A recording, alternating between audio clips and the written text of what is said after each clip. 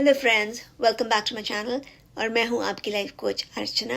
मैं एक stress management life coach के साथ साथ एक सीबीटी प्रैक्टिशनर भी हूं। और आज बात करते हैं कि सोशल एंजाइटी आखिर है क्या, क्यों होता है, और जब हो जाए तो सोशल एंजाइटी के पेशेंट्स सीबीटी के सेल्फ हेल्प टूल्स के साथ खुद की मदद खुद कैसे कर सकते हैं।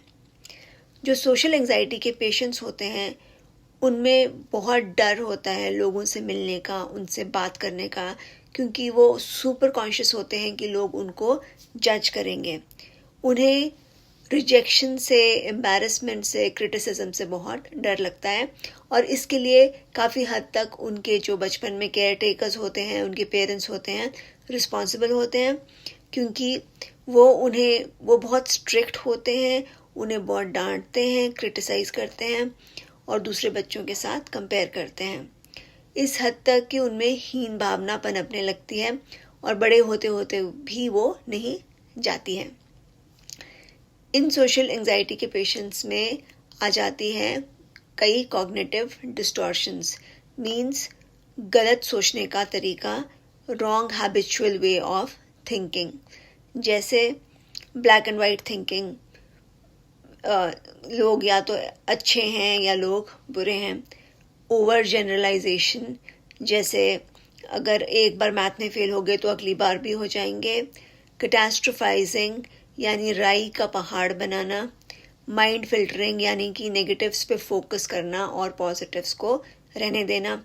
पर्सनलाइजेशन यानी हर चीज़ को पर्सनली ले लेना।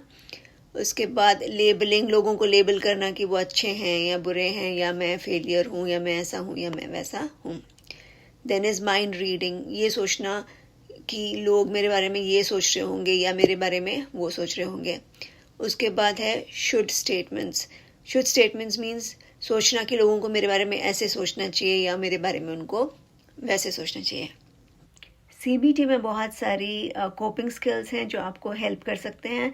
सबसे पहले है mindfulness, means staying in the present moment, एक वक्त पे एक काम पर ही ध्यान देना। अब जो ऐसे पेशेंट्स होते हैं वो यूजुअली या तो पास्ट में रहते हैं या फ्यूचर में। पास्ट में वो सोचेंगे कि मैंने उनसे ये कहा था, पता नहीं वो मेरे बारे में क्या सोच रहे होंगे, एंड थिंग्स लाइक दैट। या फिर वो फ्यूचर के बारे में सोचेंगे कि किसी को मिलना है, पता नहीं मैं क्या कहूँगा, उससे वो क्या सोचेंगे, इस तरह। तो अगर आप अपना ध्यान प्रेजेंट में रखते हैं तो आप अपना फोकस खुद से हटाकर उन पर रख सकते हैं और उनसे आप सवाल पूछ सकते हैं उनके बारे में, रादर देन थिंकिंग कि अब पता नहीं वो मेरे बारे में अगली बात क्या पूछेंगे। मेडिटेशन से आपको बहुत हेल्प मिल सकती है।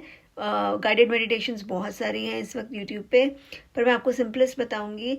अगर आप एक फर्श पे मैट बिछा कर बैठें, एक अलार्म लगा लें 10-20 मिनट का, जितनी देर आप चुप बैठ सकते हैं, और कोई फाउंटेन साउंड या नेचर साउंड सुनिए, आंखें बंद रखिए, फोकस ऑन योर ब्रेथ और सो हम मंत्र कीजिए। सो से सांस अंदर, हम से बाहर। तो इस तरह से it will help you with mindfulness. उसके बाद है ब्रीदिंग टेक्निक्स, जैसे कि आपकी emotions change physiology and similarly physiology changes emotions. उसका मतलब है कि जैसे अगर आप बहुत स्ट्रेस होते हैं तो आपकी सांस तेज़ तेज़ चलती है और आपकी बॉडी स्टिफ हो जाती है। तो अगर आप अपनी बॉडी को रिलैक्स कर लें और सांस धीरे धीरे करें तो उससे आपके थॉट्स भी नॉर्मलाइज हो जाते हैं। और इसमें एक ब्रीदिंग टेक्निक है 4-4-4। 4 पे इनहेल, सांस अंदर लीजिए 4 के काउंट पे, 1 2 3 4। 4 पे होल्ड कीजिए, 1 2 3 4। 4 पे एक्सेल, 1 2 3 4। इसको अगर आप कुछ एक बार करेंगे तो आपको बहुत काम फील करेंगे आप, और स्पेशली जो आपको किसी को मिलने जाना होता है, then you can do it. उसके बाद है कॉग्निटिव रीस्ट्रक्चरिंग, मीन्स अपने थॉट्स पे, अपने नेगेटिव थॉट्स पे विश्वास मत कीजिए, challenge them, debate with yourself कि आप अगर इस थॉट पे विश्वास कर रहे हैं तो किस बेसिस पे कर रहे हैं, क्या एविडेंस है। उसके बाद है assertiveness. Assertiveness means learn to face the situation. अगर आप सपोजिंग किसी को मिलने चले गए और वहाँ पर आप ब्लैंक आउट हो गए, एकदम से आपने कुछ कहना था आप भूल गए, तो आप बोल सकते हैं कि आई एम सॉरी, मैं कुछ कह रहा था, मैं भूल गया।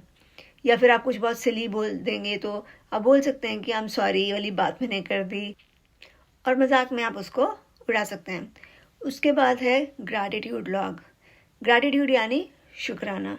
रोज़ सुबह शाम अगर आप 4-5 चीज़ों को लिखेंगे या वैसे ही भगवान का शुक्रिया अदा करेंगे तो उससे आपका डिप्रेशन कम होगा, क्योंकि कहते हैं gratitude and depression can not live together because gratitude shifts your focus from scarcity to abundance. Depression क्या होता है कि ये भी ठीक नहीं है, वो भी ठीक नहीं है, ये भी नहीं है, वो भी नहीं है, और ग्रैटिट्यूड शुक्राना क्या होता है, मेरे पास ये भी है, ये भी है, ये भी है, तो उससे आपका आउटलुक ही चेंज हो जाएगा लाइफ की तरफ, आपका नज़रिया बदल जाएगा। उसके बाद है जर्नलिंग।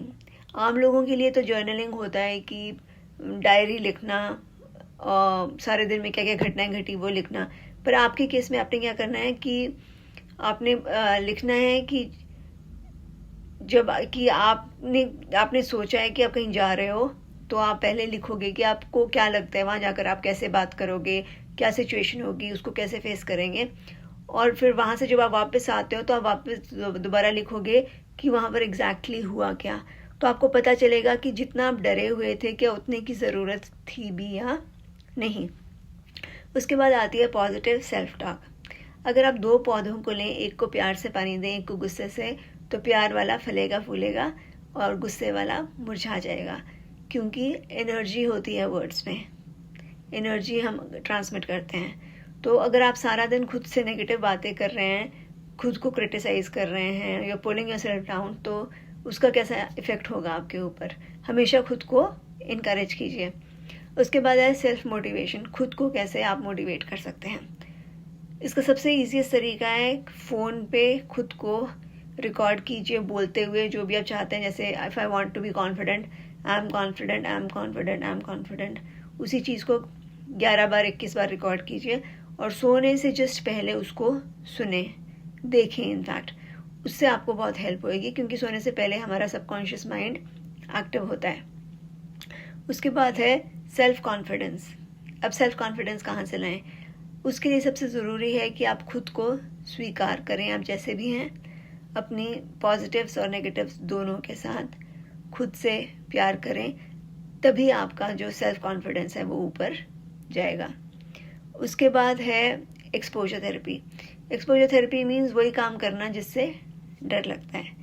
जब तक पानी में उतरेंगे नहीं तब तक पता नहीं चलेगा कि वो पानी उतना डरावना नहीं था, और साथ में साथ स्विमिंग भी आ जाती है जब आप पानी में एक बार उतर जाते हो। ठीक है, फिर है visualisation.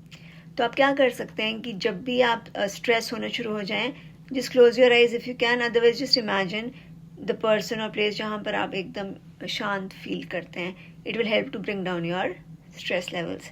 So hope friends it helps, और अगर आपको मेरा वीडियो अच्छा लगा तो please do like, share and subscribe to my channel. Thank you.